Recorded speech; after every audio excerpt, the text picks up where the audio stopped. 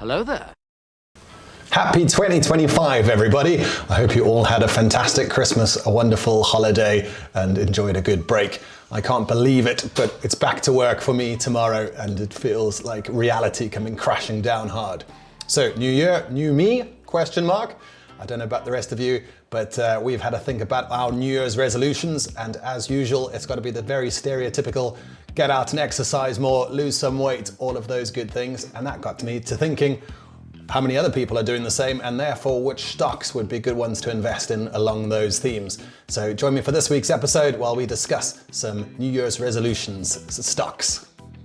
So, welcome to the episode. Let's catch up on how our portfolios have done and battle two more stocks against each other. This is Battle 19, and I'm the Gentleman Investor. Let's invest.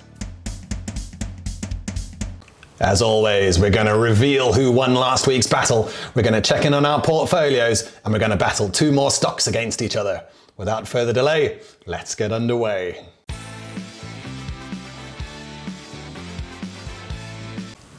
I wanted to start off this week's episode with giving a shout out to two people I've had fantastic conversations with over the last couple of episodes. On YouTube, Driller Killer, thank you for watching and commenting. It's very much appreciated. And on Trading 212 Stevens, you always pop in with a good comment and a good few suggestions. So it's been fantastic hearing from you both. Thank you. From last week, the votes are in, and the winner was Reddit. Can't wait to invest and see where that goes. Hopefully the management team gets it together and that stock starts improving its fortunes. From 2 weeks ago, I don't know if you remember, but we decided to invest in Games Workshop. And now that we've had it in our portfolio for a week, let's see how it's got on, along with the rest of all the portfolios. By way of reminder, it's £25 into three portfolios: the Battle Royale, where you pick the stocks we invest in, the Benchmark, where we compete against the Battle Royale, and the Income Generator, where we generate some funds to pay out a lucky subscriber every 6 months. Here's how everything performed over the course of the last week, and it was a bit of a topsy-turvy week.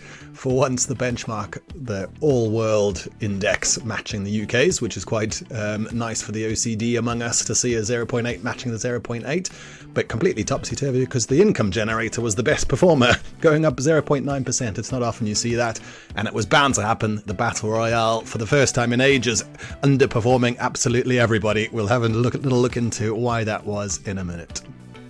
Onto the biggest movers and shakers in the portfolio. Black Rifle Coffee having another fantastic week, up a whole 4.6%. And the biggest loser, Tesla, down 4.9%. That's off the back of some bad earnings towards the end of last year. And you might have seen it's been in the news recently, but the less said about that, the better. Nothing else of major excitement to report. So let's get on to the detail. And in a little bit more detail, as you can see, since we've added the two extra stocks to our portfolio, it's our average has actually gone up from negative to plus 2%. Sorry, 0.2%. That's a bit of a big difference, but always nice to see. And we're a value portfolio with good growth potential, which is nice as well. As mentioned, Black Rifle Coffee doing the best over the last 7 days, and nothing major to report. But it was interesting to see that Spotify is apparently overvalued, according to Simply Wall Street, as is Games Workshop, which of course we knew when we were investing in these two, but I can see why they think we're a value investor, because most of the other companies, in fact all of the other companies we've bought so far, have been undervalued. Oh, sorry, of course, Tesla massively overvalued now, 107. That is the highest by a country mile out of all of our stocks. Of course, we didn't buy it at that price, but even so. So speaking of value stocks, let's see whether this week bucks that trend or whether we're going to look at well-priced stocks again. A super quick look at the dividends that the Income Generator is paying us. We're up to £12.78 per year, which is fantastic. That's up from £11.26 a week ago, but 2 weeks worth of investments, of course. Next dividend payment, £2.51 and £2.28, meaning we're going to pay out £4.79. That's almost £5. That's almost something tangible, which is very exciting for me, at least. And just to say that we're holding in cash. The Income Generator has been paid its first dividend of £2.43, and the Battle Royale has also actually received a dividend, and it is holding £1.71 in cash. When that gets to 25, we'll invest in another stock in a special bonus episode. And finally, this is how things are looking overall. The Battle Royale in a healthy lead, which is fantastic to see over the benchmark. And I'm super excited. The income generator is finally back in the green. So hopefully that trend will continue. All in the green, which proves investing works, which I'm enjoying. All those seasoned investors out there, you might not be as excited as I am, but I think it's fantastic. 3, 2, 1, fight. Now then, it's 2025 and it's a new year, new me. We're going to look into what have pretty stereotypical resolutions for me. Get more fit, get more active, and lose a couple of kilograms. And so the two stocks that I'm going to choose to help us do that are Dick's Sporting Goods and Viking Therapeutics. Let's take a little bit more of a look into what those companies are and what they do. First up, we have Dick's Sporting Goods. Dick's is the undisputed leader of the sporting goods industry, finishing 2020 with 854 stores. And apparently, although it's got fewer locations than some of its peers, its stores average about 50,000 square feet, making them much larger than a typical sporting good store. I'll show you its financial health, while I also just mentioned that the company is investing in e-commerce and experimental in-store features such as baseball simulators and golf ball tracking technology. It has also opened its first experimental retail superstore called House of Sport, which includes a running track and climbing wall. So nothing too revolutionary there, but that's not necessarily a bad thing. What I love is this big green snowflake, and although as we're talking about valuations, it is apparently slightly overvalued, but its price to earnings ratio is below the market, and what I quite like is the earnings are forecast to grow by 3.4% per year and earnings by 17%. The financial health I showed you is looking pretty good, and what's nice, unlike some of our other ones, is that it's got a dividend payment. Not massive, 1.9%, but this just looks like a good steady company. Nothing too flash, nothing too exciting, solid growth potential. Again, nothing revolutionary because it's just going to be more sporting goods. It's not going to be an AI stock, hence its future is not off the charts, but potentially a solid addition to our portfolio.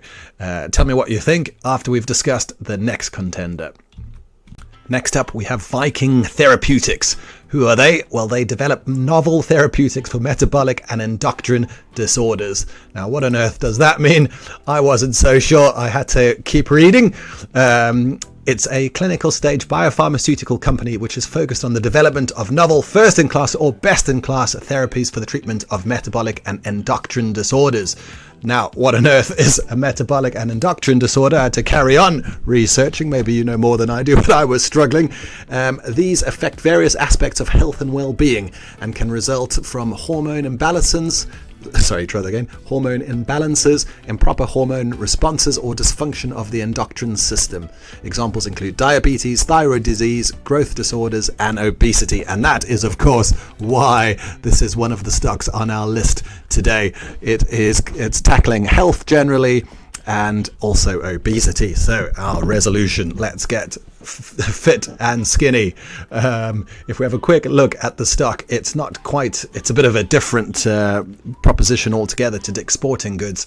It's not a nice big green snowflake, but it does have a good little spot on value, and I do like the future prospects it has. If we let's have a quick look at our valuation to see what the Simply Wall Street says of it.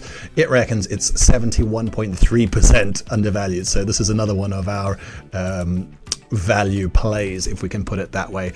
And then if we have a look at the future growth, because obviously not being as healthy a company as Dick's Sporting Goods, it has to offer us something else. And so what does its future growth look like? Well, there's some various pros and cons here. I like the 21.8% earnings growth rate and the 23.7% EPS growth rate. So perhaps slightly more risky, and again, you have to think about what the future will hold. In this case in particular, if some of those drugs in its pipeline don't pay off, then we're in a bit of trouble. So various few things to weigh, and if we go back to Dick's and have a look at its future growth, it's got a lot of red as well. So there are various pros and cons. And of course, sorry, if I would just compare the earnings growth rate, much slower at 3.4% to 5.5%. So this investment choice will probably come down to your own personal risk preferences and tolerances and how risky you're feeling we should go today, this week. And that's what you're here for. You have to tell me what you think and which one we should invest in. Now let's take a quick look at and compare their high-level metrics.